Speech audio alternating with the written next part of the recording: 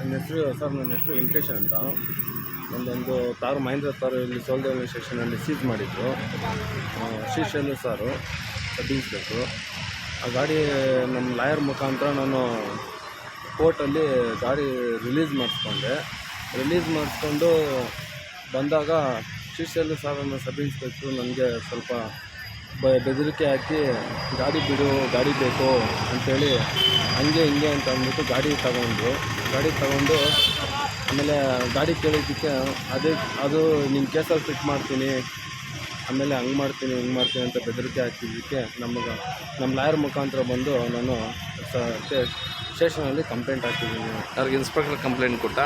Inspector complaint ಕೊಟ್ಟಿದ್ದೀನಿ. Okay, ಇವಾಗ ಗಾಡಿ ಕೇಳಿದ್ದಕ್ಕೆ ಏನಂದರು? ಇಲ್ಲ ಅಂತ ಹೇಳ್ತಿದ್ದಾರೆ. ಓಕೆ, ಎಷ್ಟು ದಿನ ಆಯಿತು ನಿನ್ನ ಗಾಡಿ ತೊಗೊಂಡು? 9 ತಿಂಗಳಾಗ್ತಿದೆ. ಪ್ರತಿ ತಿಂಗಳು ಬಂದು ಕೇಳ್ತಾನೆ ಇದೆಯಾ? ಹೌದು. ಕೇಳಿದಾಗೆಲ್ಲ ಏನಂತಾರೆ? ಇಲ್ಲ ಅಂತ ನನ್ನ ಮೇಲೆ ಇಲ್ದಿದ್ದು ಫೋನ್ ಮಾಡಿ ಒಂದು 25 ಸಲ ಕಾಲ್ ಮಾಡೋದು, ಹಂಗೆ ಹಿಂಗೆ ಏನೋ ಕೇಸ್ ಹಾಕ್ತೀನಿ ಬಾಯಲ್ಲಿ ಈ ಥರ ಅಂತ ಭಯ ಆಗ್ತಿತ್ತು. ಸೊ ಅದಕ್ಕೆ ನಾನು ನನ್ನ ಲಾಯರ್ ಮುಖಾಂತರ ಬಂದು ಇವತ್ತು ನಾನು ಕಂಪ್ಲೇಂಟ್ ಕೊಟ್ಟಿದ್ದೀನಿ.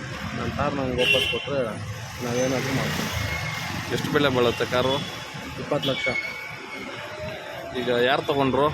ಸಬ್ ಇನ್ಸ್ಪೆಕ್ಟ್ರು ಶ್ರೀಶೈಲ ಸರ್. ಓಕೆ.